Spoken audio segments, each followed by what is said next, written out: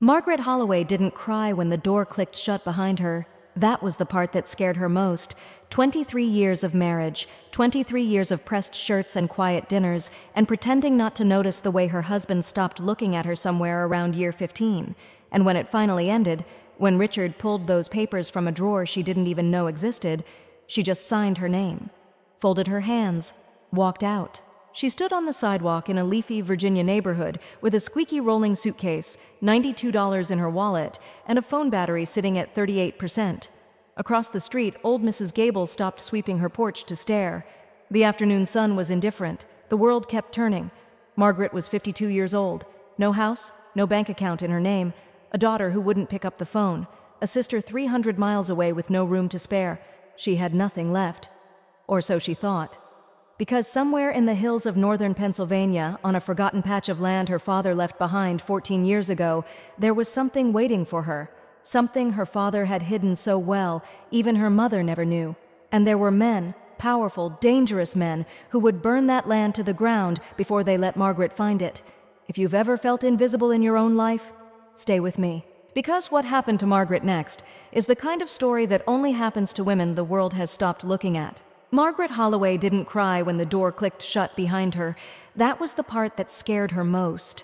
The sound was small, almost polite. A soft metallic snap, the kind of sound a refrigerator makes when it seals. But that sound, that tiny, civilized click, it cut 23 years of her life clean in half. She stood on the front walk and didn't move, couldn't move. The afternoon sun pressed down on her shoulders with the kind of weight that doesn't comfort, the kind that just reminds you that you're still here, still breathing, still expected to do something next. Across the street, Mrs. Gable had stopped sweeping her porch. Margaret could feel the eyes on her, could feel the broom hovering in midair like a question mark. She didn't turn her head, didn't smile, didn't wave the way she'd waved every Saturday morning for 19 years. Because if she turned her head, she would have to explain. And there was nothing to explain. Not yet. Her hand was still on the suitcase handle. Her knuckles were white. The little squeaky wheel was waiting. Patient, stupid, loyal. She took a breath. The breath shook. Move, Margaret, just move. She moved. The wheel squeaked. 1, 2, 3, 4. Each step was a number. Each number was a small permission to keep going. She counted to 40 before she reached the corner. She counted to 70 before the house disappeared behind her shoulder. And when the house was finally gone, finally truly gone, she stopped under the big oak tree at the end of the block and pressed her back against the bark. She closed her eyes. She did not cry. That was the part that scared her most. Because Margaret Bennett Holloway had cried at every wedding she'd ever attended. She cried during dish detergent commercials. She cried when her daughter's first goldfish died in 2009. She cried when she found a dead robin on the back patio in May. But this, the end of her entire life, nothing. Just a hollow place in her chest where her heart used to be. A cold, quiet hole that felt less like grief and more like the absence of weather. As if a storm had passed through her so completely that even the wind had moved on. She opened her eyes and stared at the oak tree's roots cracking the sidewalk. 23 years. She had been 29 when she married Richard. She had been a girl who believed in things, who believed that love was something you built, brick by careful brick, and that if you laid each brick straight enough, the wall would stand. Who believed that a husband was a partner, who believed that a home was a promise. Now she was 52, and the wall had been built on sand. She didn't know that yet. She would know in about 10 minutes. 2 hours earlier, she had been in the kitchen she had chosen the granite for in 2011, the kitchen where she had hosted 17 Thanksgivings, the kitchen where she had taught Lily how to crack an egg with one hand at the age of 6. She had been making tuna salad. That was the part she would remember later, sitting on the bus, pressing her forehead to the cold window. Not the papers, not the words, not Richard's face going strange and flat the way it had gone strange and flat. The tuna salad, the mayonnaise jar still open on the counter, the little silver fork. Because Richard had walked in and said her name in a voice she had never heard before. Margaret. Living room. Now. Not Maggie, not Honey, not even Hay. Margaret, like a stranger calling her into a meeting. She'd wiped her hands on the dish towel, folded the towel in half, folded it in half again. She didn't know why. The towel didn't matter, nothing mattered, except her hands needed something to do. When she walked into the living room, there were two men, Richard and another man, a man in a charcoal suit with a leather portfolio and the kind of watch that costs more than a used car. "This is Mr. Whitfield," Richard said. "He's a notary." A notary. That was the moment Margaret's stomach dropped, because you don't bring a notary into your living room on a Tuesday afternoon to sign a birthday card. Richard walked to the antique bureau. The bureau they had bought in Charlottesville on their 5th anniversary. The bureau Margaret had refinished by hand one summer because Richard said it was a waste of money to pay someone. The bureau she had dusted every Wednesday for 18 years. He pulled out the bottom drawer. Then he reached behind the drawer, pressed something, slid a panel. A panel, inside her own bureau, that she had not known was there. For 18 years. He pulled out a stack of papers, thick, heavy, notarized in advance, the kind of paperwork that takes lawyers and weeks and a level of preparation that a man does not do on a whim. He set the stack on the coffee table. He didn't sit down. "Margaret," he said, "you need to sign these." She stared at the papers. She did not move. "What are they?" It wasn't a question. It came out flat. The way you say a word when your mouth still works, but your brain is buffering. "It's a divorce settlement, and a few other things. The house, the accounts, the cars, none of it's in your name. It never was. You knew that." She had not known that. She had absolutely not known that. She had signed forms over the years. Forms Richard had handed her with a pen and a smile, saying, "It's just a formality, honey. Just sign here," the accountant says. And she had signed. She had signed the way a wife signs, with trust, with a heart that did not yet know what kind of man she was married to. "Richard." "Sign the papers, Margaret." "Richard, what is this?" "You can leave with what you came in with. Your clothes, your suitcase, your purse. That's it." Her ears were ringing, a soft, high ringing, like a kettle in another room, far away. "I'm your wife." "Sign the papers." "I am your wife." "Margaret." His voice didn't rise. That was the worst part. His voice didn't rise at all. It was the voice of a man closing a deal, the voice he used on the phone with contractors, the voice he used to order in restaurants, the voice of a man who had decided something months ago and was simply executing the next step. She looked at his face, and she saw it then. She saw the stranger. How long had he been a stranger? A year? 2? 5? Longer. She thought back. The way he had stopped kissing her on the forehead in the mornings around 2018, the way he had started locking his phone with a fingerprint in 2020, the way he had taken so many weekend conferences the last 3 years, the receipts in the glove compartment from restaurants she'd never been to, the cologne she didn't recognize on his collar in May. She had explained all of it away. Stress, age, work. Marriage just gets quieter, Maggie. That's what people told her at book club. That's what her mother had said before she died. That's what every magazine in every dentist's office had said. Marriage just gets quieter. She had believed it, because the alternative was unbearable, and now the alternative was sitting in her own living room in a charcoal suit with a leather portfolio. She picked up the pen. She didn't read the papers. What was the point? She knew her husband. She had been married to him for 23 years. She knew the exact set of his jaw when he had decided something and was not going to be moved.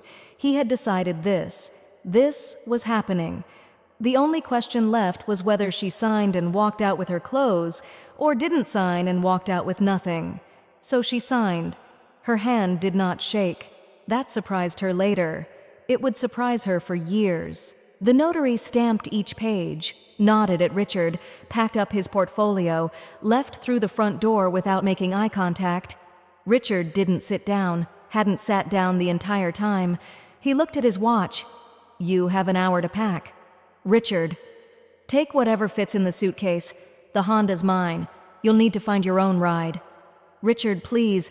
"Margaret, don't." There was something in his voice. Not anger. Worse. Boredom. She had become a chore, a line item on a Tuesday to-do list. Sign papers. Tell Margaret. Pick up dry cleaning. She walked upstairs. She packed the suitcase. She did not cry. She would not cry for 2 more days. And now she was here, under the oak tree, counting the cracks in the sidewalk. Her phone buzzed in her pocket. She pulled it out with trembling fingers. Battery, 38%. Cash in her wallet, $92. She had counted it on the front walk, twice. Like the number might change if she counted again. It didn't change. $92 for a woman who had run a household with a 6-figure budget, who had paid for 2 new roofs, who had kept the books for Richard's first contracting business in 2007 because he didn't trust anyone else. $92. She opened her contacts. Her thumb hovered. Lily, her daughter, 22 years old, living in a studio apartment in Richmond with a boyfriend named Tyler. A boyfriend Margaret had met exactly twice and disliked both times. Lily worked 2 jobs, was always tired, was always running. Margaret pressed call. It rang.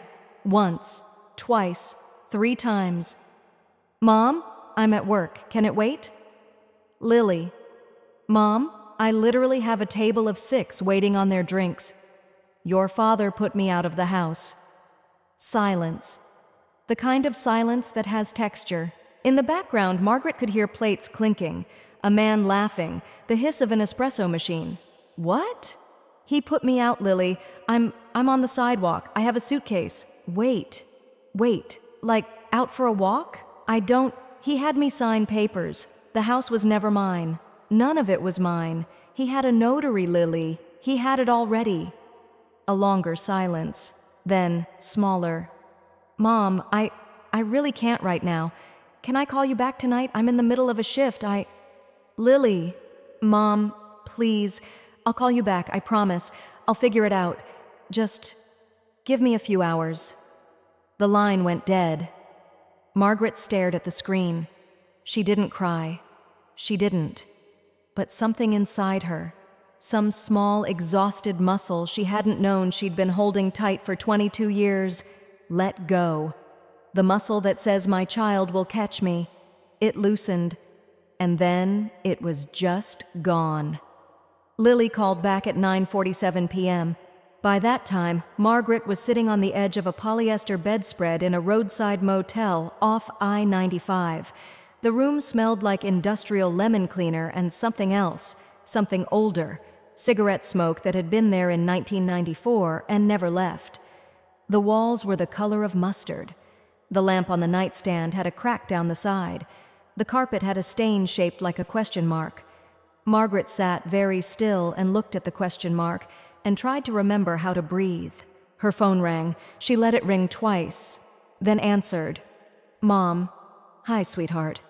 "Mom, Okay, so I talked to Tyler, and our place is so small, Mom. You know how small it is. We don't even have a real bedroom, it's just the one room. And Tyler's been picking up shifts, but his hours got cut last month, and rent is..." "Lily, and I just don't see how, Mom. I mean, we love you. Of course we love you, but Lily, honey, stop." The line went quiet. Margaret closed her eyes. She had 40 years of practice in being a mother. 40 years of soft voices and hot soup and Band-Aids and forgiveness. She had practice stored up like grain in a silo. She used some of it now. "Sweetheart, it's okay. Don't worry. I'll figure something out." "Mom, I'm so sorry." "I know. You're so strong, Mom. You always figure it out. You always do." That phrase, "you always figure it out." You're so strong. It hit Margaret in a place she didn't have a name for, because suddenly she understood what those words actually meant, had always meant. From Lily, from Richard, from her mother-in-law before she passed, from every smiling neighbor at every block party for 2 decades. You're so strong. Translation: please don't ask me for anything. You always figure it out. Translation: figure it out somewhere I can't see you. Margaret swallowed. I love you, Lily. Love you too, Mom. I'll call tomorrow. I promise. The line went dead. Margaret sat in the mustard-colored room and stared at the question mark on the carpet. She did not cry. She slept. She didn't think she would, but she did. She slept the way exhausted animals sleep, without dignity, without dreams. Sprawled on top of the bedspread with her shoes still on because she could not bring herself to touch the sheets. She woke up at 6:14 in the morning to the sound of her phone buzzing on the nightstand. She fumbled for it, squinted at the screen. Brenda, her sister. She answered, Margaret. Brenda. Margaret, I just got off the phone with Lily. I called that miserable son of a bitch you call a husband, and I left him a voicemail he is going to remember for the rest of his... Brenda. Natural life, I swear to God, Margaret, I have never wanted to drive to Virginia and slap a man so badly in my entire... Brenda. A breath. Then quieter. Are you okay? Margaret did not answer. She did not know how to answer. Brenda was 3 years younger. Brenda had 3 teenagers and a husband with a bad back. Brenda lived in a 2-bedroom apartment in Allentown that was already bursting at the seams. Brenda had told Margaret in confidence 2 months ago that they were thinking about looking for somewhere bigger but couldn't afford it. Brenda had no room. Brenda had nothing to offer. Except, Margaret, listen to me. I've been up all night.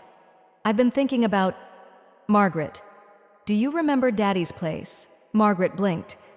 What? The farm, the Bennett farm, up in the hills outside Scranton. Margaret sat up. The mustard walls swam slightly.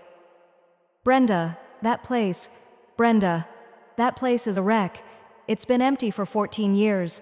I haven't been up there since the funeral. I know. The roof was already going when Daddy died. There's no heat. There's probably no water. Margaret, listen. The deed is half yours. It's been half yours for 14 years. The estate's been paying the property taxes out of what Daddy left. The land's still there. The house is still there.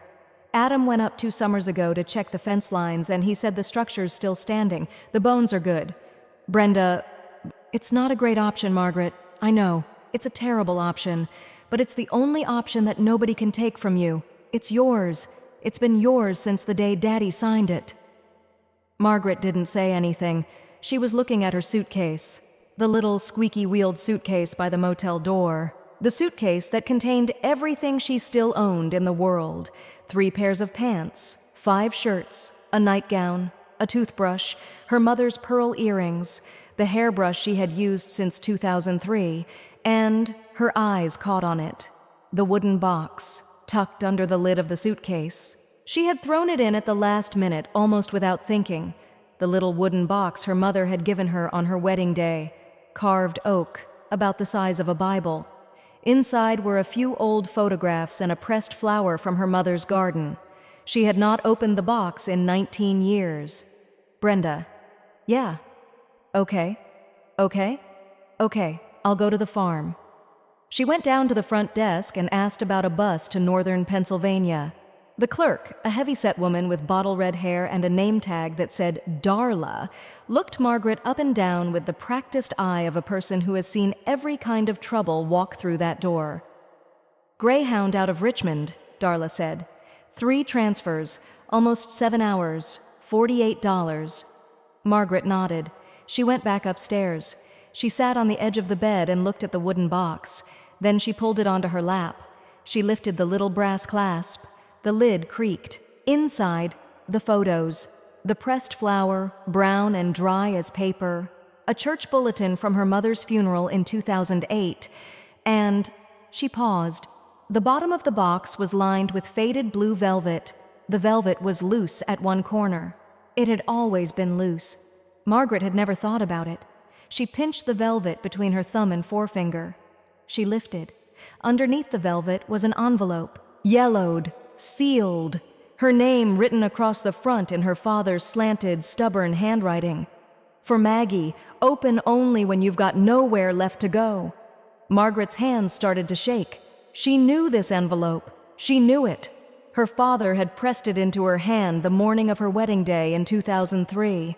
Walter Bennett, in his good gray suit, his eyes too bright, his big, rough farmer's hands closing around hers. He had said, "Don't open it now, Maggie girl. Promise me. Tuck it somewhere safe. You'll know when." She had been 29 and in love, and she had laughed and kissed his cheek and put it in the wooden box and forgotten about it for 23 years. She had forgotten.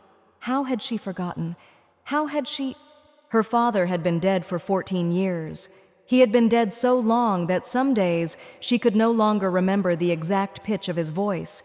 And here, in a mustard-yellow motel room off I-95, his handwriting was looking up at her from inside a wooden box she had carried through 3 houses and 2 states without once thinking about what was hidden underneath. She broke the seal. The paper inside was thin, almost weightless. A single fold, a few lines. Maggie, if you're reading this, the world has been crueler to you than I hoped. I always knew it might. Some men hide what they are for a long time. Come home, sweetheart. Come back to the farm. There's something there for you. Something I left for nobody else. You'll know it when you see it. And when you find it, be careful who you tell. Be careful who you trust. The earth keeps its promises, Maggie, even when men don't. Daddy Margaret read it. She read it again. Her hands were shaking, hard. There's something there for you. Be careful who you tell. Be careful who you trust. She read it a 3rd time, and then for the first time in 2 days, for the first time since the door clicked shut behind her, Margaret Holloway started to cry. Not the way she cried at weddings, not the way she cried at commercials. The crying was deeper than that. It came from somewhere beneath her ribs, somewhere she had not visited in a very long time. She cried because her father had known. He had known. 14 years in the ground, and he had known. The bus ride was 7 hours, 3 transfers. Margaret slept for some of it, stared out the window for most of it, watched the green Virginia hills flatten into the rolling farmland of Maryland, and then climb again into the rough wooded ridges of Pennsylvania. She thought about her father, Walter Bennett, a quiet man, a man who had spent more time outside than inside, who had hands the size of dinner plates and fingernails that always had a little crescent of dirt under them, no matter how hard he scrubbed. She remembered him at her wedding. He hadn't liked Richard. He had been polite. He had shaken Richard's hand. He had given a short, kind toast at the reception, but Margaret had seen his eyes when Richard wasn't looking, the narrow, careful look of a man who has spent his life judging livestock and machinery and weather, and who has applied the same eye to her new husband and not liked what he saw. She had been angry with him about it for years.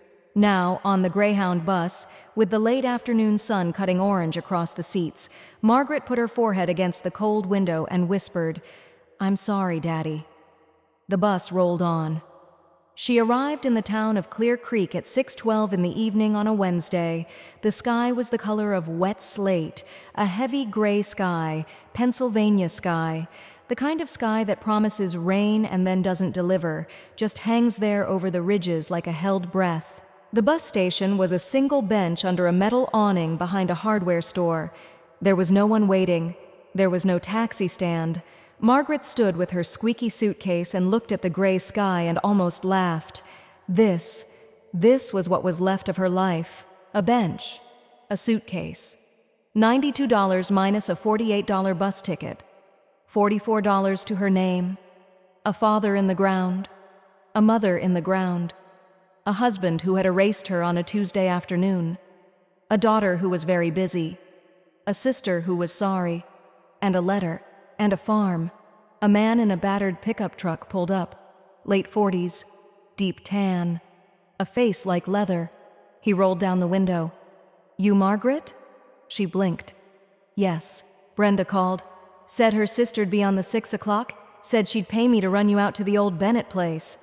Oh, thank you. Toss your bag in the back." She tossed the bag in the back. She climbed into the cab. The cab smelled like coffee and motor oil and old cigarettes. The man didn't say anything else. He just put the truck in gear and pulled out of the gravel lot. They drove. 5 miles of 2-lane road through trees. The trees got thicker. The road got narrower.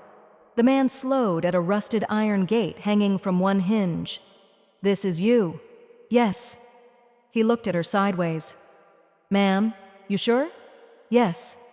"Ain't nobody been out here in years. Nearest neighbor's 3 miles back the way we came." "I'm sure." He didn't say anything else. But when she got out, he didn't drive away. He sat there with the engine running while she pushed the iron gate open. The gate shrieked, a high metallic shriek that echoed up the valley like a wounded bird. She walked through. Halfway up the dirt drive, she turned and looked back. The truck was still there, watching. She raised her hand. He raised his hand back. Then he turned around in the road and drove away. The farmhouse came into view around a bend. It was worse than she remembered. A shutter hung by one hinge. The front porch sagged on the left side like a tired animal. The chimney still stood, still tall, still stubborn, but 2 windows on the second floor were broken out, and the paint that had been white once was now gray, peeling, almost the same color as the sky behind it. Margaret stopped on the dirt drive. She looked at the house. She looked at the suitcase in her hand. She looked at the gray sky. And then she sat down, right there, in the middle of the dirt drive, with her suitcase next to her. And she put her face in her hands. She cried, not the small crying of the motel room, a deeper crying, the crying of 40 years of being a wife and a mother and a daughter and a sister and never, not once, getting to be tired. She cried until her throat hurt. She cried until the gray sky started to bruise toward black. And then, finally, she stopped. She wiped her face with the back of her hand. She stood up. She picked up the suitcase. She walked the rest of the way to the porch. The front door wasn't locked. It was just stuck, swollen in the frame from years of damp. She had to throw her shoulder into it twice. On the third try, it gave way with a shudder and a thud. The smell hit her first. Dust, old paper, something faintly sweet, the ghost of something her mother used to bake, something animal, a mouse maybe, somewhere in the walls. And underneath all of it, the deep, clean smell of cold mountain air that had been seeping in through the broken windows for a long, long time. She stepped inside. The floorboards creaked, but they did not give. She walked through the front room, the parlor, the narrow hallway, the kitchen. She stopped in the kitchen. The old cast-iron stove was still there, rusted but standing. The hand pump at the sink was still there. The pine table, the table where she had eaten breakfast every morning of every summer of her childhood, was still there. She put her hand on the table. The wood was cold. She closed her eyes. For a long time, she didn't move. She found an old broom in the pantry. She swept the kitchen floor, then the parlor, then the bedroom upstairs. The work was hard. Her arms shook. Her back ached. She had not done physical labor like this in years. It felt good. It felt like something she could control. In the kitchen, she pumped the hand pump. The first dozen strokes did nothing. The next dozen wheezed and hissed. The next dozen brought up a thin trickle of rust-brown water. And then, clear, cold, clean water. From the cistern her father had dug himself in 1976. Margaret cupped her hands under the stream and drank. It tasted like iron and stone and home. She did not have a mattress. She found the iron bed frame in the upstairs bedroom, stripped down to springs. She folded her winter coat into a pillow. She laid 2 sweaters across the springs as a thin layer of padding. She wrapped herself in everything else she had brought. For dinner, she ate a tin of sardines from the bus station and 4 saltine crackers and drank water from the pump. Then she sat by the broken upstairs window and watched the dark come down over the valley. The dark was complete.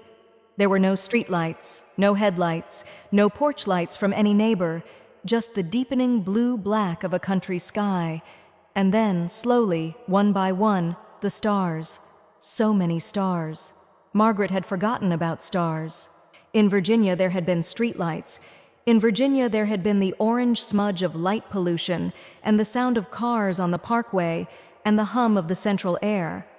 There had not been stars like this, not for 23 years. She watched them. She watched them for a long time, and then, very quietly, she said out loud, "Hi, Daddy." She didn't know why, but she said it. And the stars didn't answer, of course, because the stars never do, but the silence felt not empty, held, like something was listening. Margaret pulled the coat tighter around her shoulders and lay down on the springs and closed her eyes and slept. She woke at dawn. She didn't remember the last time she had woken at dawn without an alarm. She made coffee on the rusted stove with a packet of grounds she'd bought at the bus station and a tin pot she'd found in the pantry. The coffee was terrible. She drank 2 cups, then she went outside. The morning light was thin and silver. The dew was heavy. The grass was up to her knees in some places, up to her thighs in others. The path to the back of the property was choked with weeds. She found a rusted machete in the tool shed. She started cutting. For 2 hours she worked, slow, methodical, sweating. The blisters came up on her palms before noon. She ignored them. She was about 30 yards out from the back of the house, about halfway between the house and the creek, when she stopped. She stood very still. She looked down. The grass under her feet was different, thinner, sparser. The soil underneath was darker than the rocky clay everywhere else, almost black, and the patch was, she stepped back and squinted, the patch was a rectangle, about 6 feet long, about 3 feet wide, a regular shape, too regular. Margaret stood there with the machete loose in her hand and looked at the rectangle of dark earth and felt the small hairs on the back of her neck stand up. She did not know what she was looking at, but she knew it was something. She knelt down and put her hand flat on the soil. It was cool, cooler than the soil 3 feet to either side. Margaret looked up. 20 yards further on, beyond a thicket of blackberry brambles, she saw it. She had not seen it the day before. The brambles had hidden it. But from this angle, from this exact spot, with the morning light falling sideways through the trees, a low, square shape, concrete, a flat slab, mossy, maybe a foot above the ground, the size of a small chest freezer. Margaret stood up slowly. She walked toward it. She had to fight through the brambles. The thorns caught her sleeves. One of them drew blood across the back of her hand. She didn't stop. She reached the concrete. She knelt beside it. She tapped it once with the handle of the machete. The sound that came back was deep, hollow, the sound of something with empty space inside. Margaret sat back on her heels. Her father's letter, folded small, was in her front pocket. She could feel it against her hip. The earth keeps its promises, Maggie. She put her hand flat on the cold concrete, and somewhere, far away on the other side of the ridge, she heard the long, low whistle of a train. She did not know yet that men in dark suits would come for this. She did not know yet that her husband had known about this for longer than she had been his wife. She did not know yet what was inside the box. She only knew what her father had told her in slanted handwriting on a thin piece of paper 14 years after he had died. There's something there for you. Be careful who you trust. Margaret closed her eyes. She breathed in. The air smelled like cold stone and crushed grass and the faint mineral tang of the creek. The earth keeps its promises. "Okay, Daddy," she whispered. "Okay." That afternoon, she walked the 3 miles into town. She walked because she had no car. She walked because she had to find a man with a crowbar and a strong back. She walked because the alternative was sitting in that farmhouse alone with a hollow box she could not open.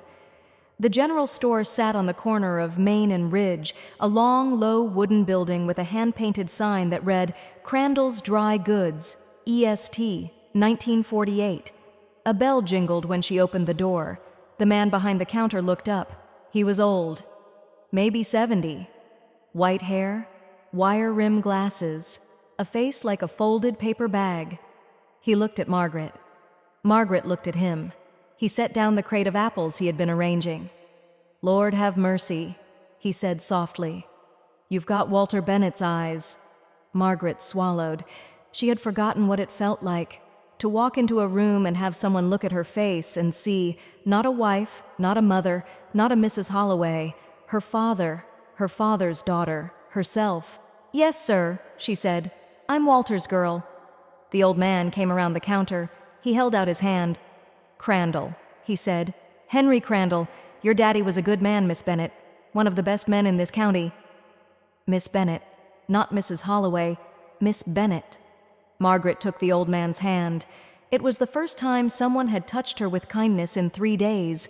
She held on a beat longer than she meant to. He didn't seem to mind. She bought flour, coffee, a box of nails, a bar of soap, a pound of bacon wrapped in butcher paper. While he rang her up, she said, as casually as she could, "Mr. Crandall, out by the back fence on the property, there's a kind of concrete box, set into the ground, about so big." She held her hands apart. The old man's eyebrows went up. He did not look surprised. He looked thoughtful. "A concrete box," he said slowly, "out by the creek." "Yes, sir." He set down the bag of coffee. He looked at her over the rims of his glasses for a long moment. Then he said quietly, "Miss Bennett, your daddy was a man with secrets. I don't know what's in that box. I don't think anybody alive does, except maybe you. But I'll tell you this. Walter Bennett didn't pour concrete for nothing. If he sealed something underground out there, he sealed it for a reason, and he sealed it for you." Margaret's mouth went dry. Do you know somebody who could help me open it?" The old man looked at her for another long moment. Then he nodded once. "Boy named Caleb Rayburn. Lives in a trailer on the back end of his uncle's property, 1.5 miles south. Quiet kid. Veteran. Doesn't say much. Doesn't ask questions. He'll do an honest day's work for an honest day's pay." He scribbled an address on the back of her receipt. "Tell him Crandall sent you. Tell him you're Walter Bennett's girl." He looked at her over the glasses again. "And Miss Bennett." "Yes, sir. Whatever's in that box, you be careful who you tell about it. You hear me?" Margaret felt the letter against her hip. "Be careful who you trust." She nodded slowly. "Yes, sir," she said. "I hear you." She walked back out into the gray afternoon with a paper bag of groceries in one arm and a receipt in her pocket and her father's words in her ears. She walked the 3 miles back to the farmhouse. She didn't feel tired anymore. She didn't feel hollow anymore. She felt, for the first time in 23 years, she felt like she was walking toward something. Not away, toward. Behind her, somewhere she couldn't see, a black SUV with tinted windows was already turning onto a county road 2 valleys over. The man inside was on a phone call. He was saying her name. She didn't know that yet. But she would. Soon. Caleb Rayburn arrived the next morning at 7:14 a.m. Margaret heard him before she saw him. The truck was old. Diesel. The engine made a sound like a man clearing his throat for a long time. It rattled up the dirt drive and stopped about 30 feet from the porch, and for a long minute, nothing happened. The driver's door didn't open. Margaret stood in the front window, holding her coffee with both hands, and waited. She didn't know why she waited. She just did. Because something in the way the truck sat there, the engine cut, the dust settling, nobody getting out, something in that long pause told her that the man inside was a man who took a moment to land, who didn't bust through doors, who arrived the way some people pray, slowly, with both hands. The door opened. He was tall, lean, maybe 30, dark hair cut short, a canvas jacket the color of wet tobacco, steel-toed boots that had seen things. He walked with a small hitch in his left leg. Not a limp, a hitch. The kind of small wrongness a body keeps after it has been broken and rebuilt. He came up the porch steps. He took off his cap. "Ma'am," he said, "Crandall sent me." "Mr. Rayburn. Caleb's fine. Margaret's fine." He nodded. That was the whole introduction. She made him coffee. He took it black. He held the mug in both hands. He drank slowly. He looked at the kitchen the way a man looks at a room he has been told stories about. Margaret watched him. She did not know why she trusted him. She just did. Maybe it was the boots. Maybe it was the way he had said ma'am like the word still meant something. Maybe it was that he hadn't asked any questions yet. He set the mug down. Crandall said you got something needs lifting. Yes. Out back. Yes. He nodded once. Show me. She walked him through the wet grass. The morning was cold. Pennsylvania cold. October cold. The kind of cold that gets into your knuckles before it gets into your coat. She showed him the rectangle of dark earth. He knelt, put his hand flat on the soil, held it there. He didn't say anything for a long time. Then he stood, brushed his hand on his jeans, walked 20 yards further to the brambles. He didn't ask. He just pulled a folding knife from his pocket and started cutting through the thorns with quick, efficient strokes. He cut a path. Margaret followed. The concrete slab sat there in the morning light. Caleb crouched. He tapped it with the back of his knuckles. Once, twice, 3 times. That's high-grade concrete, he said. How high? This wasn't poured for a vegetable cellar. This was poured to last 100 years. Margaret swallowed. Can you open it? Yes, ma'am. Today. He looked up at her. His eyes were a strange color. Not quite gray, not quite green. Steady eyes. Patient eyes. The eyes of a man who had learned, somewhere, that hurry was a kind of disease. Today, he said, I'll get my tools. He came back with a crowbar and a sledgehammer and a length of nylon strapping. He worked for an hour. Margaret stood at a respectful distance and watched. She did not know how to help. She had never opened a sealed concrete vault in her life. The lid was heavy. It groaned. It fought him. But Caleb Rayburn had the patience of a man who had learned to outlast things stronger than himself, and at 9:47 in the morning, the lid moved. Just an inch, then a foot, then it slid clear. A breath came up out of the dark, not a smell of rot, a smell of cold, dry earth, old metal, time. Caleb shone a flashlight down inside. Margaret leaned over his shoulder. She saw a galvanized steel chest, maybe the size of a large suitcase. Beside it, 2 long cylinders, wrapped tight in heavy yellow plastic, sealed with electrical tape. That was all, but it was enough. Caleb looked up at her. You want me to bring 'em up? Margaret found that her voice was gone. She nodded. He carried the chest first, carried it like a casket. Slow, steady, both hands, up the slope to the back porch. He set it down gently on the porch boards. Then he went back for the cylinders. He laid them beside the chest. Then he straightened up, wiped his hands, looked at Margaret. Ma'am, this here is yours. Yes. I'll be on the porch out front. You holler if you need me. Caleb. Ma'am. She wanted to say something. She didn't know what. She wanted to say thank you. She wanted to say, I have not had a man stand in my kitchen and treat me like a person in a long, long time, and I don't know what to do with it. She didn't say any of it. She just said, thank you. He nodded. He went around the house. She brought the chest inside. She set it on the kitchen table. The latches were rusted. She had to work them with the back of a butter knife. She broke a fingernail on the second one. She didn't notice. She lifted the lid. The first thing she saw was the money. It was bundled with twine.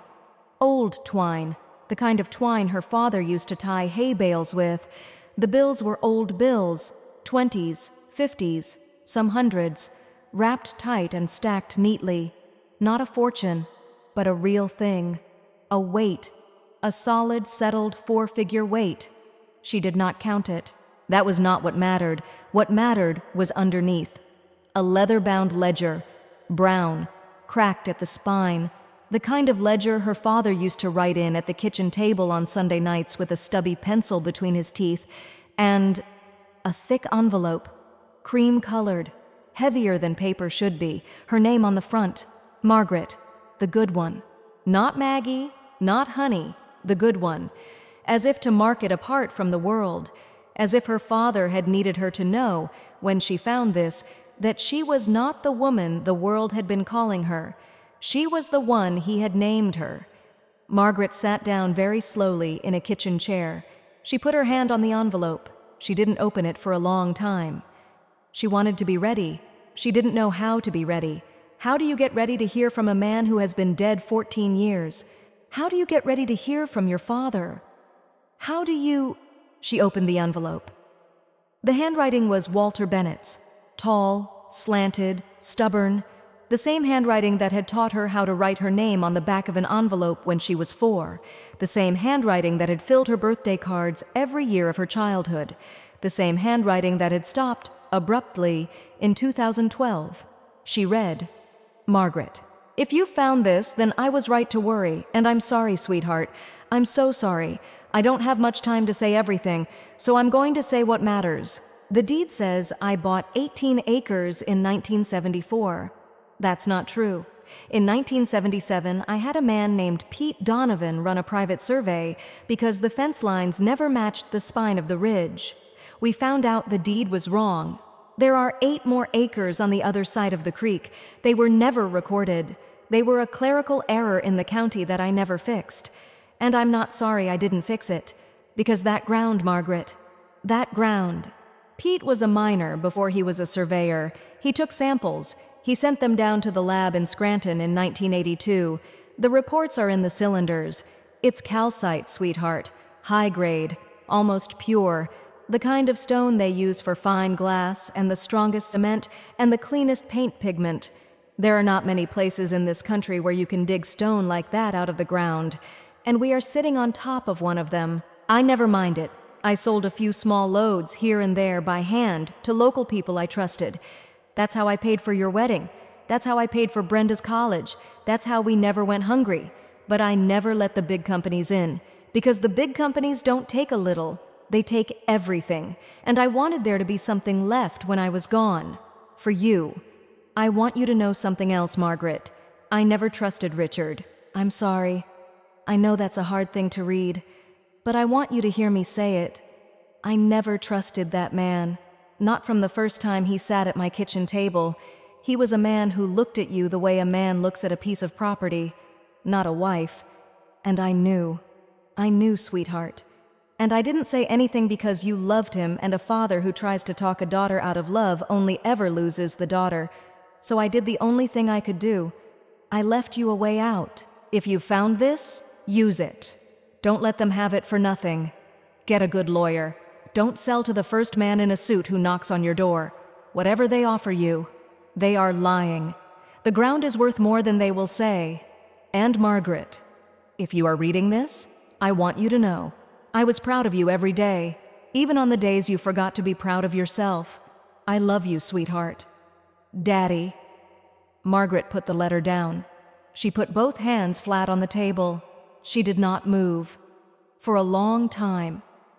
The sun came in through the kitchen window and crossed the table and moved over the ledger and the cash and the cream-colored envelope. The kitchen was quiet. The whole valley was quiet. The only sound was a single crow somewhere out near the creek. She thought. She thought about her father. She thought about every Sunday afternoon of her childhood, the kitchen table, the stubby pencil, the ledger, the small lines of figures he never explained, the weeks when he had disappeared to mend fences and come back with dirt under his fingernails and a tired, satisfied look in his eyes. She thought about her wedding day, the envelope he had pressed into her hand, his good gray suit, the way his eyes had been too bright. He had known. He had known.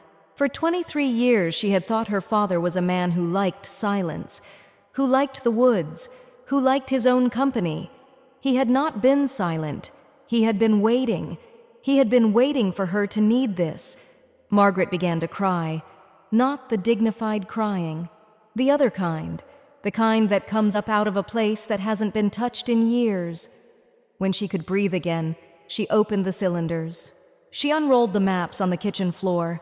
She had to use coffee mugs at the corners to keep them flat.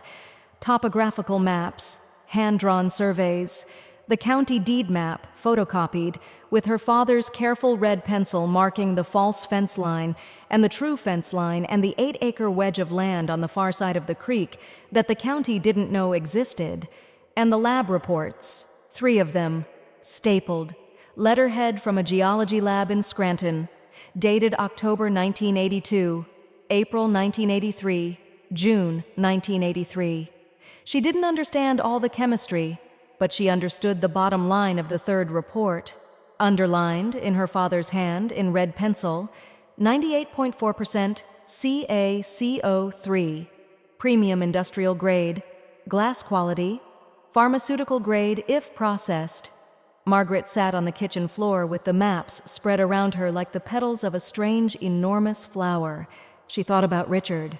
She thought about Richard sitting at her father's kitchen table in 2002, drinking iced tea, smiling that smile of his, asking polite questions about the farm. How many acres? What's it worth? What was your appraisal? Has anybody ever made you an offer? She thought about Richard. She thought about how Richard had insisted in 2003 that they meet with his family attorney before the wedding to just sort out the paperwork. She thought about how that attorney had made her sign a post-nuptial agreement 6 months after the wedding. For tax reasons, Richard had said. Just paperwork, Maggie, the accountant says. She thought. She thought. She thought. Her hand was shaking again. Caleb knocked once on the kitchen doorframe. She looked up. He was standing there with his cap in his hands. "Ma'am, son's going. You need anything before I head." Margaret looked at him. She thought about what her father had said. Be careful who you trust. She looked at this young man, the hitch in his leg, the cap in his hands, the boots that had seen things, the eyes that didn't ask. She made a decision. It was the second biggest decision she would make in her life. The first one would come 3 months later in a courthouse in Scranton, but she didn't know that yet. "Caleb." "Ma'am." "Could you sleep here tonight?" He didn't blink. "Where would you like me, ma'am? Is the truck cab okay? Just for tonight. Just so I know somebody else is on the property." "Yes, ma'am." "I'll pay you. For tonight and for tomorrow and for as long as I need you." "You don't have to pay me to sleep in my truck, ma'am." "Caleb." He looked at her. "I'm a 52-year-old woman alone on 18 acres of land that may or may not be worth more than I can count. I am asking you, as my employee, to stay." A pause, then a nod. "Yes, ma'am." He put his cap back on. He went out to the truck. She watched through the window as he reclined the driver's seat, took off his boots, set them on the floorboard, and pulled a wool blanket from behind the seat across his shoulders. He did not turn the cab light off. He stayed sitting up. Margaret went back to the kitchen and rolled up the maps. She did not sleep. She sat at the kitchen table with the ledger in front of her. She read. The ledger was 43 years of her father's life. Not money, not exactly. Names, dates, amounts. The Wilsons. October 1989, $4,200. Roof repair after the windstorm. The McAllisters. February 1991, $1,800. Heat oil for the winter. The Pratt boys' tuition. August 1994, $3,000, first semester. The Callaway babies' hospital bill. June 1996, $2,400. Premature birth. The Marshalls. April 2001, $5,500. Funeral expenses for the eldest son, drowned in the creek. Page after page after page. Margaret turned the pages slowly. Her hands shook. Her father had given away thousands of dollars to dozens of families for decades, and next to each name, in her father's careful hand, the same word, anonymous, anonymous, anonymous. He had never told anyone. He had never asked for anything back. He had carried a quiet ministry through this valley for over 40 years, and he had told nobody, not Margaret, not Brenda, not even her mother. Margaret was almost sure, going by the dates. Some of these gifts had gone out years after Eleanor Bennett had gone in the ground. Margaret pressed her hands to her face. She thought about Richard. She thought about Richard's Christmas card list, the 800 names, the personalized cards, the little notes underlined in green ink. Looking forward to that golf weekend bill. Saw the new boat last summer, Frank, beautiful. She thought about how Richard had once spent 45 minutes correcting the spelling of his name on a charity plaque. She thought about her father's word in the ledger. Anonymous, anonymous, anonymous. For the first time in 23 years, Margaret understood the difference between a man who built things and a man who only built monuments to himself. She had married a monument. Her father had been a foundation. The next morning, Margaret called her sister. "Brenda." "Margaret, I need you to come up here." "What?" "I need you to come up here. Today. Bring Adam. Bring whatever you can. I have to show you something." "Margaret, what?" "Brenda, please, just come." A pause, then Brenda's voice, softer. "Margaret, what did you find?" Margaret looked at the ledger. She looked at the maps. She looked at the cream-colored envelope on the table with her father's handwriting on the front. "I think I found out who Daddy was," she said. The line went quiet. Then Brenda said very softly, "Oh, how soon can you be here?" "I'll throw a bag in the car." Brenda and Adam arrived at 6:48 that evening. They had driven 5 hours. Brenda hugged Margaret in the kitchen for a long time. They didn't say anything. They just stood there holding each other and rocking a little, the way sisters who have been through something rock when they have not seen each other in too long. Then Adam, Brenda's husband, a quiet, square-shouldered man who managed a hardware store in Allentown, set his bag down and said, "Show me." Margaret showed them. She laid out the maps on the kitchen floor again. She showed them the lab reports. She showed them the ledger. She handed Brenda the letter. Brenda read it. She got to the second-to-last paragraph. "I never trusted Richard." She made a small noise, like a hurt animal. Adam knelt on the floor and looked at the survey. He had been a Marine before he was a hardware store manager. He had a long, quiet head for paperwork and a longer one for trouble. He read the lab reports. He read them twice. He read the letter. He looked up at Margaret. "Margaret, yes, this changes everything." "I know. This is... Margaret, if these reports are even half right, this isn't a piece of land. This is a working mine." "I know. Whoever knew about this, whoever has been waiting for this property to come open, I know." Adam looked at her. His face was grim. "Margaret, the minute the right people figure out you found this, and they will figure it out, they are going to come for it, with everything they've got." Margaret didn't say anything. She was looking out the kitchen window. The sun was going down. Out by the road, half a mile away, behind a screen of trees, a black SUV was sitting with its engine off. She didn't see it, but it was there. Lily called the next morning. Margaret was on the front porch with a cup of coffee. Caleb was out by the tool shed splitting wood. Brenda and Adam were still asleep in the upstairs bedroom.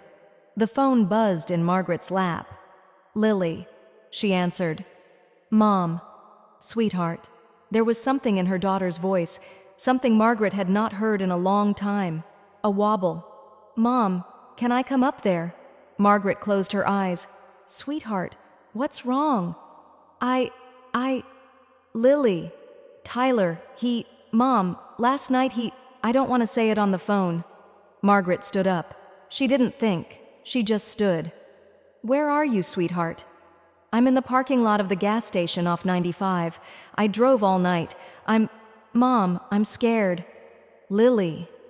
"Mom, you drive to the address I'm about to text you. You drive carefully. You stop for coffee. You eat something, and you come up here. Do you hear me?"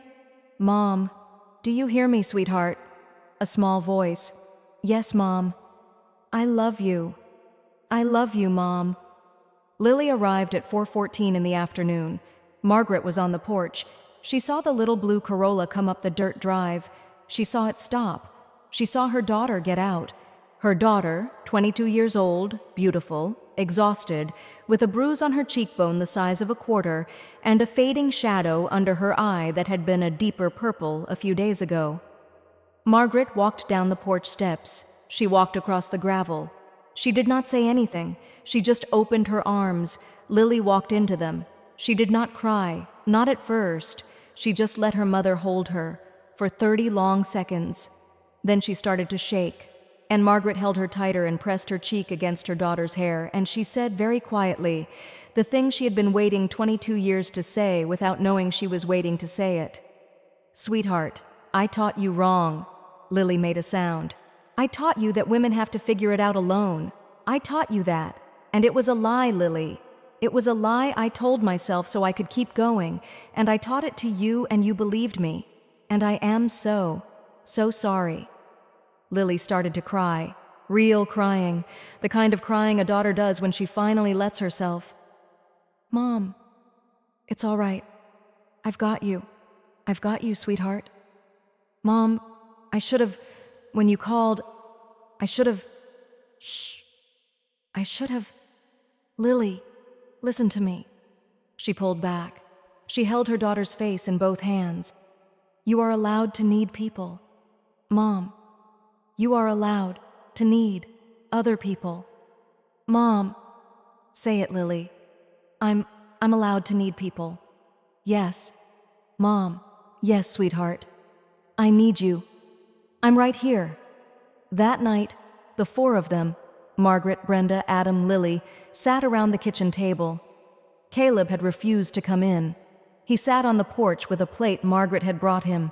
Margaret had insisted he take the plate. He had taken it. Inside, around the table with the maps in the parlor and the ledger on a shelf and the letter folded carefully in Margaret's pocket, the four of them ate stew and bread and talked.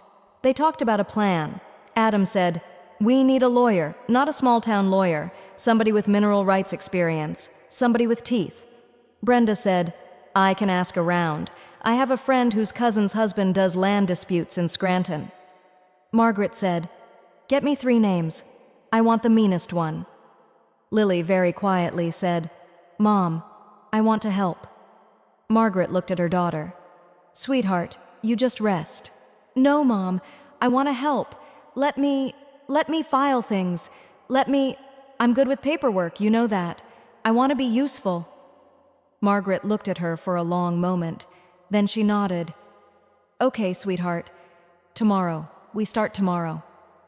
Adam said, "And one more thing." They looked at him. "Margaret, whatever you do, don't talk to anybody you don't know about this property. Don't sign anything. Don't accept any offers.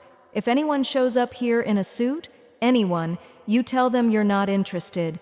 You don't say a word about what's underground. Not one word." Margaret nodded. "I know. They're coming. I know." He was right. They came the next afternoon. The black SUV came up the dirt drive at 1:42 p.m. Margaret was in the kitchen. She had been kneading bread. Caleb came in through the back door. "Ma'am?" "What?" "Black Suburban, 2 men, suits." Margaret wiped her hands on her apron. She looked at Caleb. "Are Brenda and Adam out at the creek with Lily? They're fine. They didn't see." "Good." She walked through the parlor. She opened the front door. She stepped out onto the porch. 2 men. The first was tall, slim, mid-50s, silver at the temples, a charcoal suit that probably cost more than Caleb's truck, a face that smiled with the mouth and not the eyes. The second was shorter, thicker, a driver, maybe, or a witness. He stayed by the SUV. The first man came up the porch steps. He did not ask permission. "Mrs. Holloway." "Bennett." "Excuse me?" "My name is Margaret Bennett." "Of course, apologies. Miss Bennett, my name is Sterling Pierce. I represent Apex Land Holdings. Could I trouble you for a few minutes of your time?" Margaret looked at him. She thought about her father's letter. She thought about the maps. She thought about Adam's voice at the table the night before. "Don't say a word. Mr. Pierce. Miss Bennett. What do you want?" He smiled. That mouth smile. "Ms. Bennett, we've been doing some regional scouting. We're a real estate development firm. We specialize in dormant rural properties. We noticed your property has been, dormant for quite some time. It's not for sale." Of course, we just thought given your circumstances." "My circumstances?" "Your recent divorce, your relocation. We thought you might appreciate a generous offer. Cash, no contingencies. We can have a check in your hand by Friday." "How much?" He didn't blink. 200,000. Margaret laughed. She didn't mean to. It just came out. A short, dry laugh that surprised her. Mr. Pierce's mouth smile got a little tighter. Ms. Bennet, I assure you that's a very fair price for what? For the parcel, for the 18 acres. There was a pause, a very small pause. Margaret heard it. She heard him say 18. He had said 18. The way a man says a number he has memorized. Not 18 acres or so, not the parcel as recorded, not 18 acres of mostly wooded ridgeland. The exact number, from the deed, crisp as a bank slip. Margaret looked at Mr. Sterling Pierce of Apex Land Holdings. She looked at his charcoal suit and his salt and pepper hair and his expensive watch. And she said very quietly, Mr. Pierce, who told you my parcel was 18 acres? He blinked. It was a small blink, but it was a blink. The public deed, Mr. Pierce, Ms. Bennet. My ex-husband says hello, doesn't he? The silence on the porch was loud. Mr. Pierce did not speak. Mr. Pierce looked at her for a long, long second. Then his mouth smile came back. A different smile this time. Thinner. Ms. Bennet, I don't know who you've been speaking with, but I would advise you very strongly to consider our offer carefully. There are irregularities in the history of this property, old surveys, old deeds. It would be a shame if any of those irregularities got tied up in court for, say, the next decade. You're 52 years old. You don't have a decade for that kind of fight. Margaret felt her heart go cold, but her face did not move. She had been a wife of a powerful man for 23 years. She had learned in 23 years how to keep her face still. Mr. Pierce, yes. Get off my porch. A beat. Then he tipped his head, almost a bow. Of course, we'll be in touch. Have a lovely afternoon, Ms. Bennet. He turned. He went down the porch steps. He got in the SUV. The driver pulled the SUV around. Margaret stood on the porch and watched until the dust settled. Then her knees went. She sat down on the top step of the porch. Right there. Hard. Caleb was beside her in 2 seconds. Ma'am. I'm fine. Ma'am, you're white as paper. Caleb. Ma'am. He knew. Yes, ma'am. He knew about my divorce. He knew the parcel size. He knew. Yes, ma'am. My husband told them. Yes, ma'am. She put her face in her hands. That night she did not sleep. She sat at the kitchen table with the lamp on. Brenda sat across from her with a cup of tea. Adam sat at the head of the table with a yellow legal pad. Lily sat by the window with a quilt around her shoulders. Caleb was on the porch. He had pulled a chair out there. He had a thermos of coffee. He had said, when Adam asked, that he would sit awake until dawn. He had said it the way a man says he will go check the perimeter, without theater, without explanation. Adam tapped his pencil on the legal pad. All right, 3 things. 1, we need a lawyer by Monday. 2, we need to file a corrected deed claim immediately before they can move on us. 3, we need somebody to physically watch this house every night until this is done. Brenda said, I can stay for a week. Adam can go back to work. I can stay through this weekend at least. Lily said, I'll stay too. Margaret said, Lily, your job. Mom. Lily. Mom, I just left Tyler. I'm not going back to that apartment. I have nowhere to be. I'm staying. Margaret looked at her daughter. 22 years old, a fading bruise on her cheek. A jaw set the way Margaret's own jaw used to set when she was a younger woman, before she had learned to soften it for Richard. Okay, sweetheart. Okay, Mom. Adam said, Caleb stays on payroll, full-time, as long as Margaret needs him. Margaret nodded. Yes, Brenda said. Margaret. Yes. What do we do about Richard? Margaret looked at her sister. She thought about it. For a long time. The lamp on the table flickered slightly. The wind came up against the side of the house. Out on the porch, Caleb shifted in his chair. Margaret stood up. She walked to the parlor. She came back with the cream-colored envelope in her hand. She set it on the table. She put her hand on it. Brenda, Adam, Lily, listen. They looked at her. I am not going to fight Richard. A pause. I am going to fight what Richard sent. Whoever they are, whatever they call themselves, we are going to fight that. We are going to fight it with lawyers and surveyors and the truth. And we are going to win. Another pause. But Richard is going to learn, when this is done, that the wife he threw away on a Tuesday afternoon was not the small thing he thought she was. He is going to learn that. And then, he is going to live the rest of his life with that learning. And that is the only revenge I want. Brenda put her hand over Margaret's hand on the envelope. Lily put her hand over Brenda's. Adam put his hand over Lily's. 4 hands. On a cream-colored envelope. On a kitchen table that had belonged to Walter Bennett. In the lamplight. In the silence of the valley. At 2:14 in the morning, Caleb knocked on the kitchen window. 3 short knocks. The signal they had agreed on. Margaret was at the table, awake. The others were asleep upstairs. She stood up. She went to the back door. Caleb was already there. His face was set. "Ma'am." "What?" 2 men, north side, coming up through the trees. "Where?" "Tool shed." She felt her heart beat once, very hard. "Caleb, are they armed?" "I don't know yet." "What do we do?" He thought for a half a second. "You go in the parlor. Stay low. Lock the door behind me. I'm going around the south side. I'm going to make a lot of noise. They're going to run.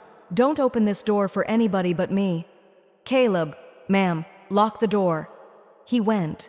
He left the back door behind him and slipped around the south side of the house, and Margaret heard, a moment later, a sharp, loud whistle and a shouted word she did not catch and the breaking of brush, and then, quieter, running. 2 men running, crashing through brambles.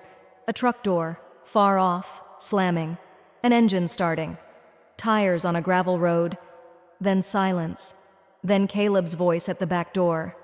"Ma'am, it's me." She unlocked the door. He came in. He was breathing hard. His cap was gone. There was a long scratch across his cheek from a thorn.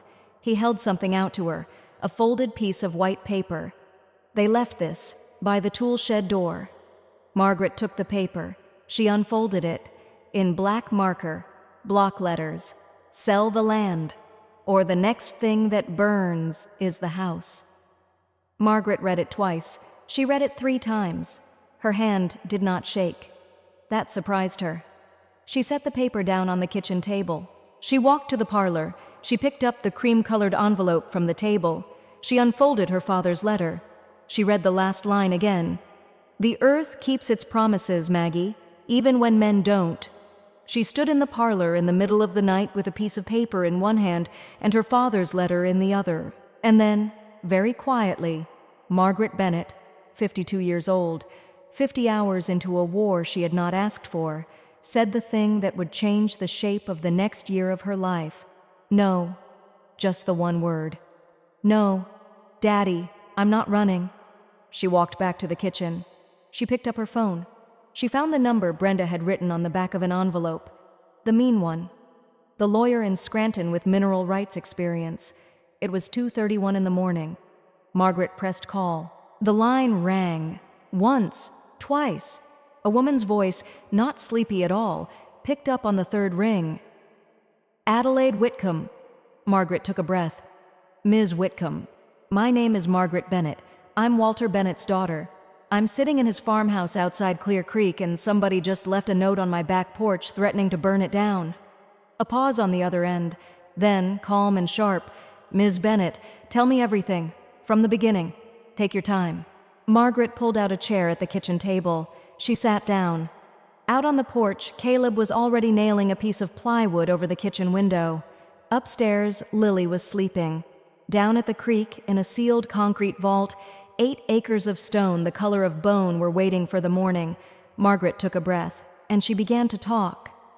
Adelaide Whitcomb arrived at 9:03 the next morning in a silver Volvo with a dent in the passenger door and a stack of legal pads on the front seat.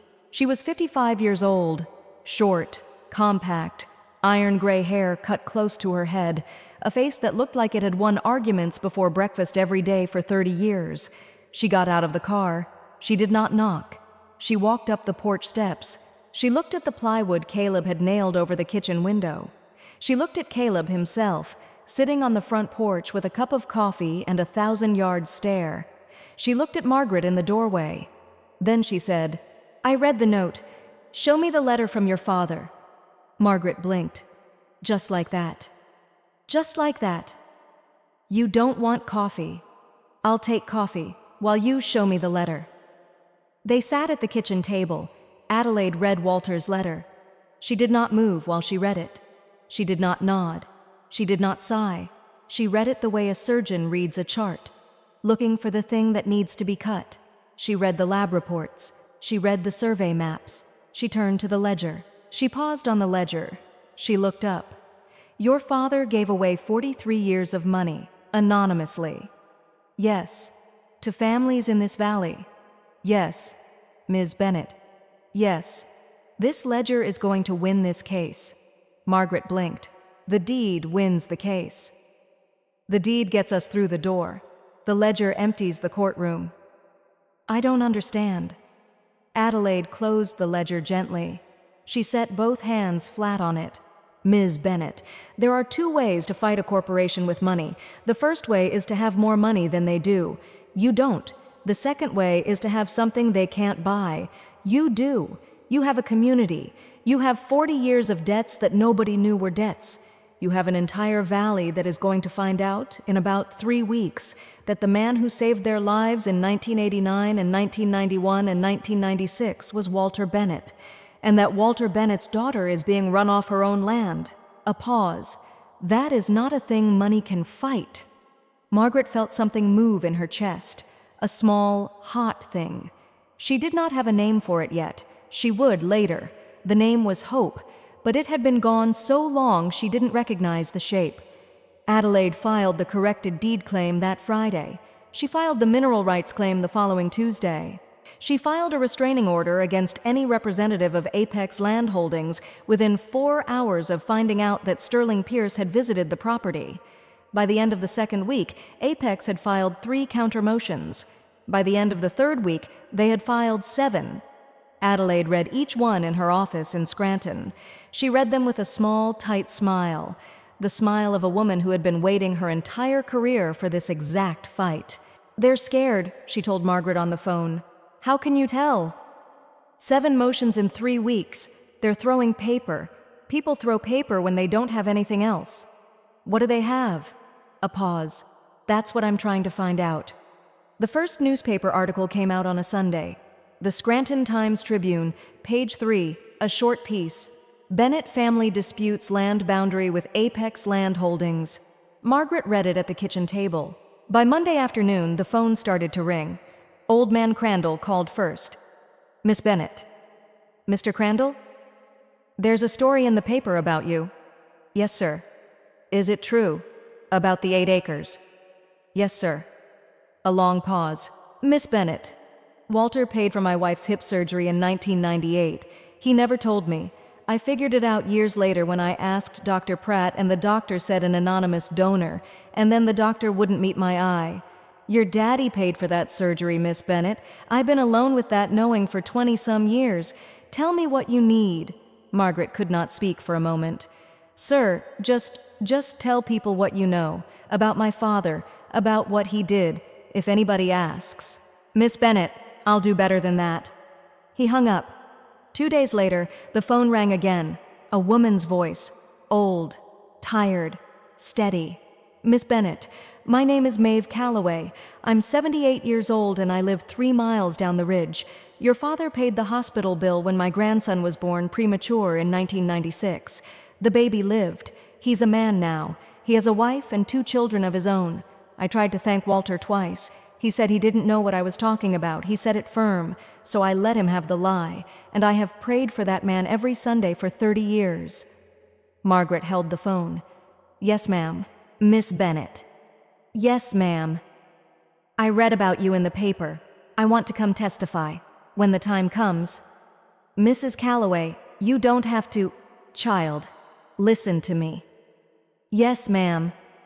I owe your father a debt I have not been able to pay since 1996. Don't you take this from me." Margaret closed her eyes. Yes, ma'am. I won't take it from you. Good. The line went dead. 12 more calls came in over the next 9 days. 12 more families. 12 more debts Walter Bennett had paid quietly, anonymously, for decades, to a community that had never known where the money was coming from, but had learned, slowly, to look up at the ridge above the creek when they whispered their prayers. Margaret did not know how to hold so much. She would sit at the kitchen table at the end of each day with a list of names, and she would whisper them out loud.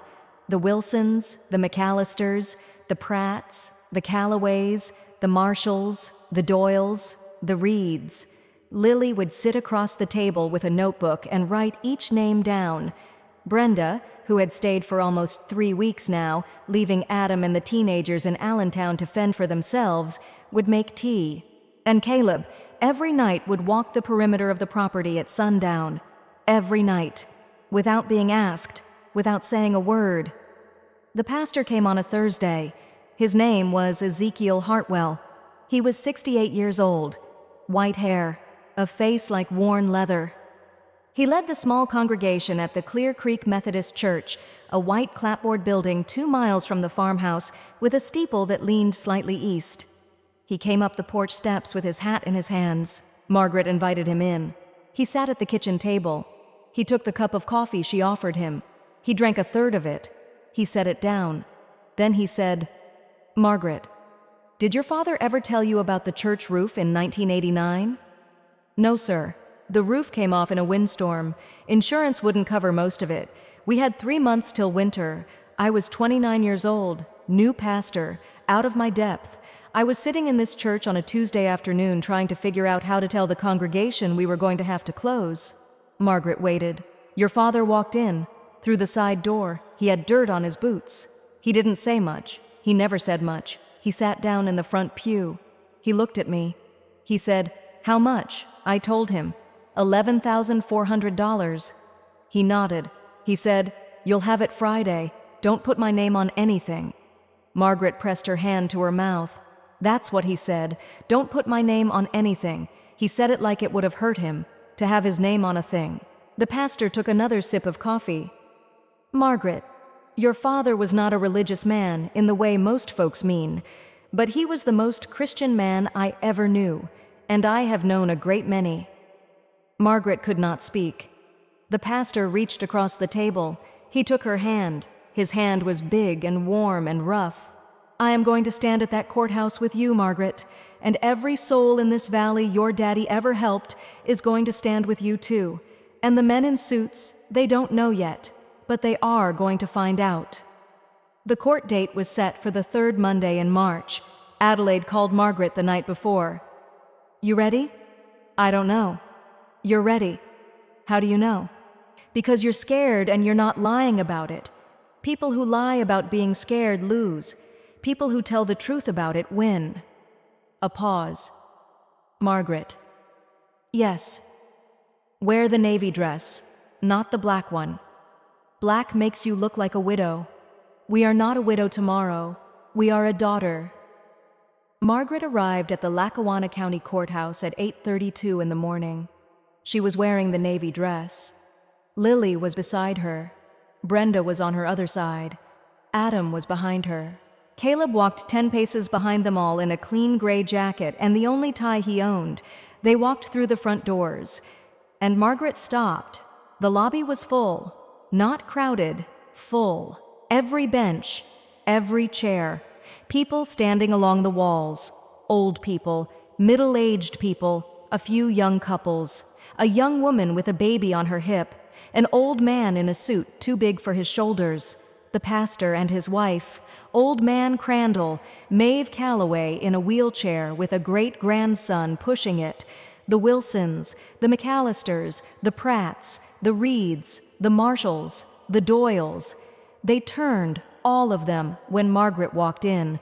Nobody spoke. Nobody clapped. They just stood up, one by one, the whole lobby, standing, not for her father, for Walter Bennett's daughter. Margaret stopped in the middle of the lobby and put her hand over her mouth, and she cried. Not the elegant kind, the other kind, The kind a woman cries when she has been told her whole life that she is alone and finds out at 52 that she has never once been alone. She had only been looking the wrong direction. Lily wrapped an arm around her waist. Brenda took her other hand. Adelaide came across the lobby in a cream-colored suit and a face like a hammer. Margaret. Yes. Time. The courtroom was courtroom 4B, a small wood-paneled room with high windows. The judge was an older man named Whitfield, no relation to the notary. Adelaide had checked. Apex's lawyer was a man named Dean Pollard, 40-something, expensive suit, the kind of expensive that the suit wears the man and not the other way around. Sterling Pierce sat behind him, in a gray suit this time, smaller than Margaret remembered. Adelaide opened. Adelaide opened with the deed. Adelaide opened with the survey from 1977. Adelaide opened with the lab reports. Adelaide opened with the property tax records, she had subpoenaed them, showing that for 42 years, Walter Bennett had voluntarily paid Lackawanna County property taxes on 26 acres, even though only 18 acres were on the public deed. A small ripple in the courtroom. 42 years of tax payments, on land the county didn't officially recognize. The judge looked at the records. The judge looked at Pollard. Pollard cleared his throat. Pollard's defense was technical. It was the kind of defense lawyers run when they have nothing better. He argued that the boundary was unclear. He argued that the historical surveys had been improperly recorded. He argued that the additional acreage, regardless of what Walter Bennett had thought he was paying taxes on, was likely public land, possibly state forest, certainly not private property. He argued for 40 minutes. He used the word irregular 19 times. Adelaide sat very still. Margaret sat next to her. When Pollard finished, the judge turned to Adelaide. Counsel. Your Honor, may I call my first witness? Proceed. Adelaide stood up. She turned to the gallery. She said calmly, The defense calls Mr. Henry Crandall. Henry Crandall walked to the stand. 70-some years old, wire-rimmed glasses, a clean white shirt with a frayed collar. He sat down. He raised his right hand. He swore the oath in a quiet voice. Adelaide approached. Mr. Crandall. Ma'am. Did you know Walter Bennett? I did. How long? 46 years. He used to come into my store every Saturday morning, from 1966 to the day before he died. Mr. Crandall, are you familiar with the back fence line of his property? I am. How are you familiar with it? My grandfather helped him build it. In 1976. I was 17. I helped too on the weekends. We set the posts ourselves. A pause. Mr. Crandall, how many posts did you set? I'm sorry? How many fence posts did you and your grandfather and Walter Bennett set on the back boundary of that property in 1976? The old man thought for a moment. 312. You remember the number? Yes, ma'am. Walter counted as we went. He said a fence is not a fence till you can put a number on it. Mr. Crandall, where did the fence end? On the far side of the creek, up the ridge, 140 paces past the big white oak.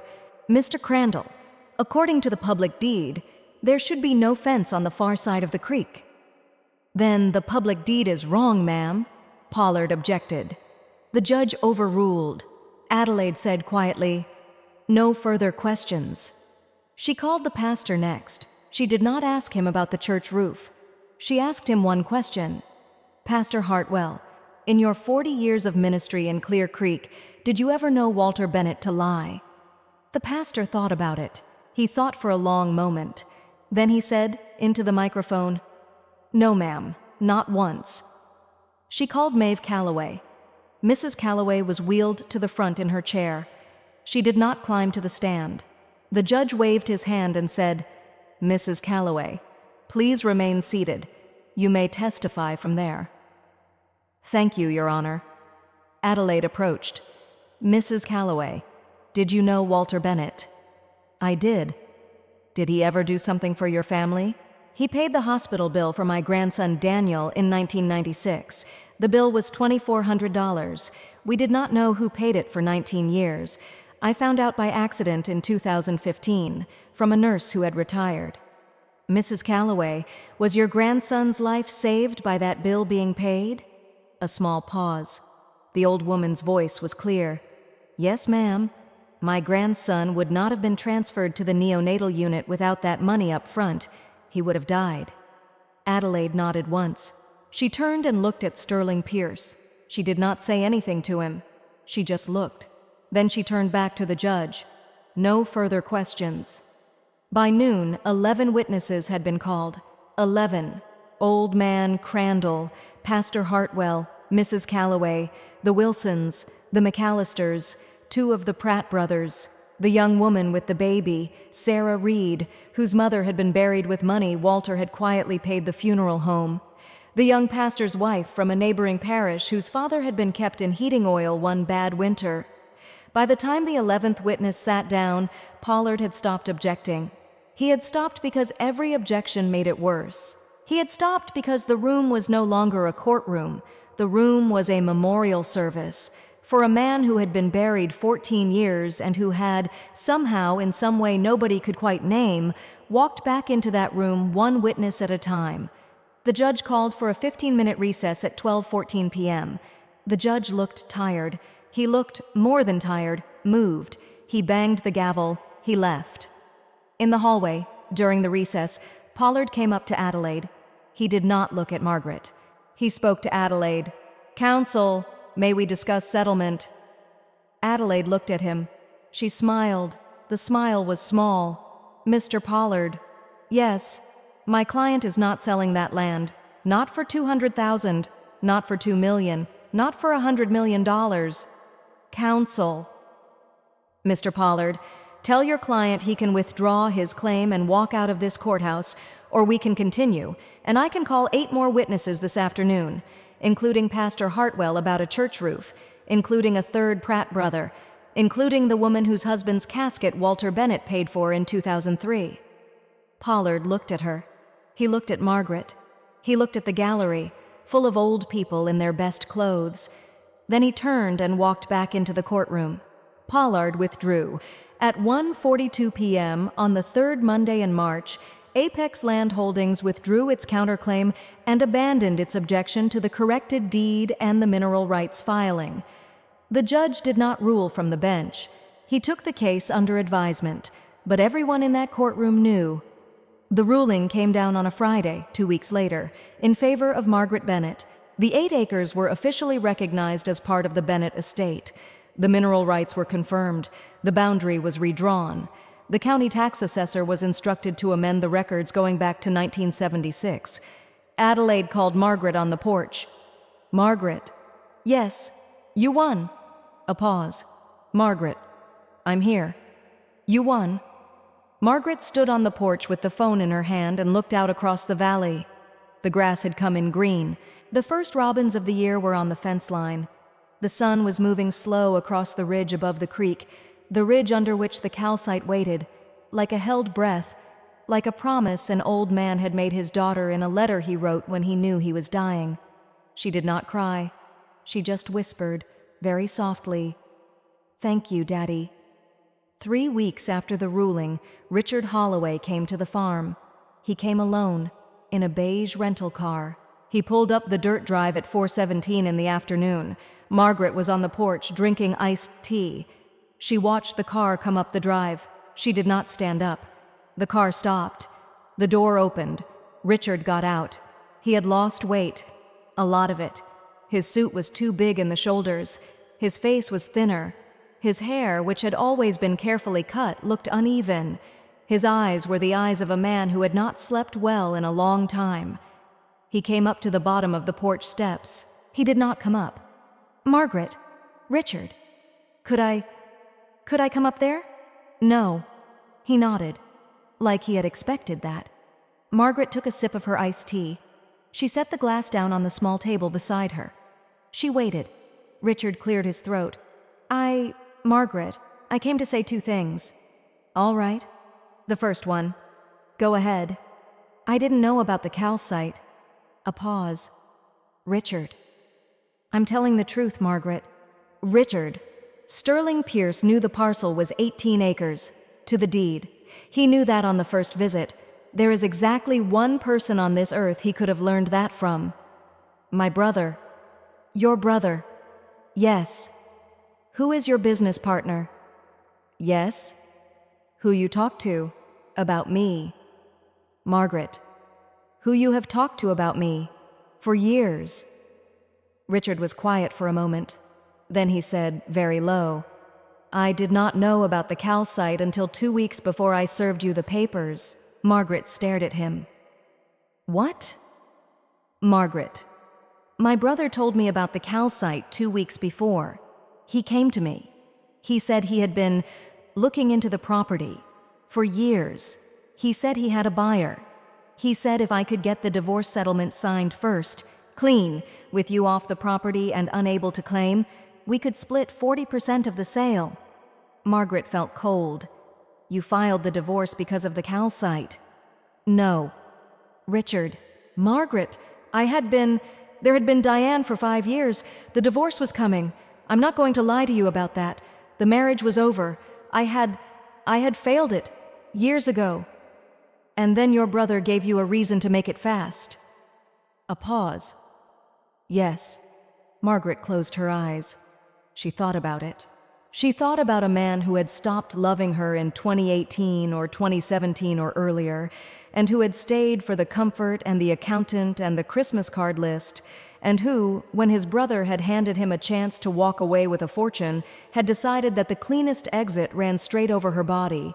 She thought about it for a long time. She opened her eyes. Richard. Yes. What is the second thing you came to say? He looked at her. I came to ask you to forgive me. A silence. Richard. Margaret, please. Why? Because Diane left, and the firm went under. My brother is going to be indicted by the end of the month. I have lost everything. And I keep thinking, Margaret, you were the best thing in my life. You were the best thing, and I treated you like an inconvenience. Yes, Margaret, I am not asking to come back. I'm not asking for anything. I am asking to be told that I was a man once, that I was capable of being a man, and I'm asking the only person who would know. Margaret looked at him. She looked at him for a long time. She thought about a wedding day in 2003. She thought about a hospital room in 2004 when Lily was born, and Richard had cried and held her hand. She thought about a Christmas in 2009 when he had saved his bonus to buy her a piano lesson series she had wanted. She thought about all of those moments now, knowing what she knew about him. And she thought. Then she said, Richard. Yes. I forgive you. He looked up. His eyes were wet. Margaret? Richard, listen. Yes, I am not forgiving you because you deserve it. I am forgiving you because I deserve it, because I am not going to spend the rest of my life carrying you around in my chest. I have a valley to look after. I have a daughter to teach. I have a father to keep. There is no room in my life for what you did, so I am putting it down. A pause. But Richard, yes? I forgive you. I do not welcome you. You are not coming up these steps. Not today. Not next year. Not ever. Do you understand? He nodded. He did not speak. He could not speak. Now, get in the car and go. He stood there for a moment more. Then he turned around. He walked back to the rental car. He got in. He closed the door. He sat for a long second with his hands on the wheel. Then he started the engine. The car turned around in the gravel drive. The car drove down the dirt road. The car went around the bend. The car was gone. Margaret sat on the porch for a long time after. She picked up the iced tea. She took a sip. The ice had melted. The tea was warm. She didn't mind. She signed with the Callaways in May. Maeve Callaway's grandson, the one who had been born premature in 1996 and saved by an anonymous bill, was now 30 years old. His name was Joshua Callaway. He ran a small family stone company 3 counties over, 3 generations, ethical extraction, small crews. They worked slow and they worked clean. Margaret met him at the kitchen table. She told him exactly what she wanted: a small operation, a single seam, hand cut, no blasting. The creek protected, the forest left alone, a team of no more than 12 men at any given time, no subcontractors, no outside investors. In return, he could have a 30-year contract. Joshua Calloway sat at the table with his hands folded. He looked at Margaret. He said, "Ms. Bennett, my grandmother told me a story when I was 16 years old. She told me a man named Walter Bennett saved my life. She told me she had spent her life trying to figure out how to pay him back and never could. She told me if I ever got the chance to repay that debt, even a little, even by 1,000th, I should take it without thinking." He paused. "Ms. Bennett, I will take this contract, and I will run this operation the way you tell me to run it. And not because of the money, because of an old woman in a wheelchair who held my hand at her kitchen table when I was 16 and asked me to remember a name." Margaret reached across the table. She took his hand. They shook. The first royalty check came in October. It was more money than Margaret had earned in the entire 23 years of her marriage. She did not put it in her own bank account. She put 40% of it in a trust she had set up 2 months earlier, the Walter and Eleanor Bennett Foundation, for the families of Lackawanna County, Wayne County, and Susquehanna County, for tuition, for hospital bills, for roof repairs, for funeral costs, for the kind of small, terrible bills that ruin small, good people, anonymous when the family wanted it, public when they didn't. She made Maeve Calloway the first board member. She made Pastor Hartwell the second. She made Henry Crandall the third. She made Brenda the chair. She made Lily the executive director.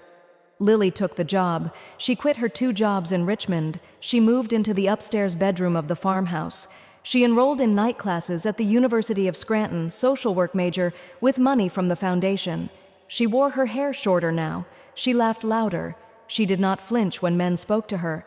She and her mother sat on the porch some nights with 2 glasses of iced tea, and they did not have to say very much. Caleb stayed. He moved into the small caretaker's cabin behind the tool shed. He fixed the roof on the main house. He fixed the porch. He fixed the iron gate. He painted the trim white. He planted tomatoes along the south fence.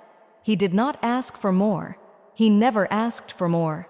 He was, somewhere underneath everything else, what he had always been, a young man who had come home from a war broken in a small, invisible way, and who had found, by accident, a kitchen with coffee in it, and a woman who said his name like the word had weight.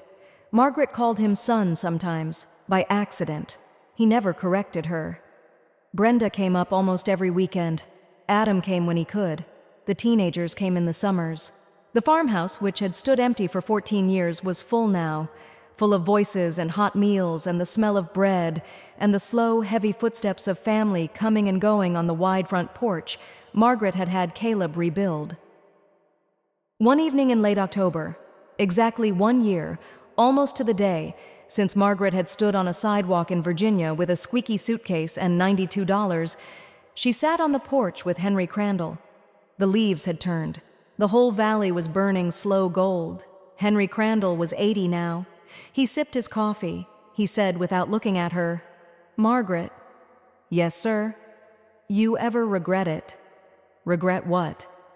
"Coming up here, with nothing, at 52. She thought about it. She thought about it for a long time. The sun was going down across the ridge. The first stars were coming out. Down at the creek, a young deer was drinking. "Mr. Crandall." "Henry." "Henry! I spent 23 years being someone's wife. I was good at it. I was the best wife I knew how to be. I made the lunches and ironed the shirts and hosted the dinners and held my tongue at the right times and laughed at the right jokes, and I was, for 23 years, exactly what a wife is supposed to be." She paused. "And I disappeared, Henry." He nodded. "I disappeared so completely that when my husband threw me out, I could not find me. There was no me. There was a woman who was Mrs. Holloway. There was a woman who was Lily's mother. There was a woman who was Brenda's sister. There was no Margaret." She took a sip of her coffee. "And then I came here, to 18 acres of trouble, and it took me a year and a fight and a whole valley of strangers and one dead man's letter to find out.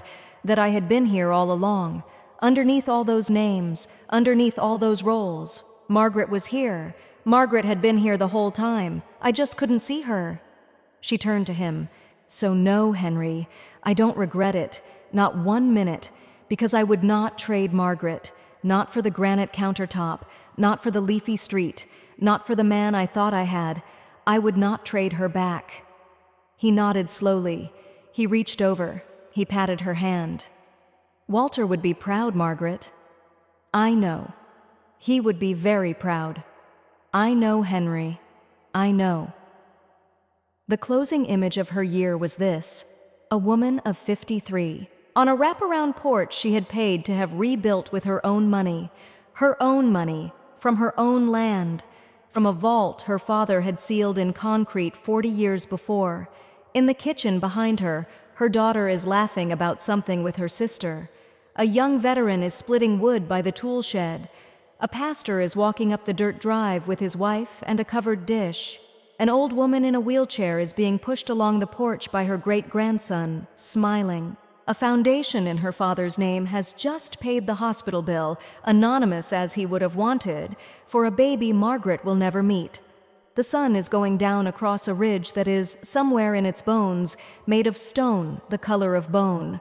The valley smells like apples and wood smoke and the first cold breath of winter.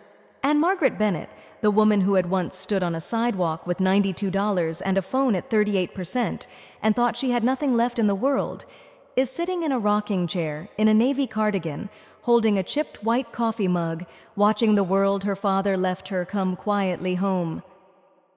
Some things to remember. Remember that the door that closes behind you is not the end of the house. It is only the end of one room. Remember that the people who tell you you are strong are often the people who have decided not to help you, and that being strong does not mean being alone, and that needing other people is not weakness. It is the only thing that has ever kept any of us alive. Remember that the men who try to take what you have rely on you not knowing what you have. Find out what you have. Get a good lawyer. Tell the truth. Do not be afraid to make noise. Do not be afraid of the suit. The suit is just cloth. You are a person. Remember that the kindness done quietly, in the dark, with no name on it, is the kindness that lasts. The man who carves his name into every wall does not last. The man who paid an anonymous hospital bill in 1996 will be remembered in someone's prayer, in a kitchen you have never seen, every Sunday, for as long as that family lives. That is the only kind of monument worth building. Remember that you are not too old. You are not too old at 50. You are not too old at 60. You are not too old at 70. You are not too old. Remember that the ground beneath your feet may be holding more for you than you know, that your father or your mother or the people who came before you and loved you may have left things for you in ways you have not yet found, that love does not stop at a grave, that love, real love, the slow, steady kind, the kind that pays an anonymous bill in a small town in 1989 and never tells, is patient. It will wait. It will wait 14 years if it has to. It will wait until you need it. It will be there when you come back. And remember the most important thing. Margaret Bennett was a woman the world stopped looking at. And on a Tuesday afternoon in Virginia, in a granite kitchen with a half-made tuna salad on the counter, when the door clicked shut behind her, she thought she had nothing. She had everything. She had always had everything. She just had not yet walked back to where it was buried. You may have everything too. You may not yet have walked to where it is buried. But the earth keeps its promises, even when men do not, even when years have passed, even when you have forgotten. The earth is patient, and so, sweet listener, are you.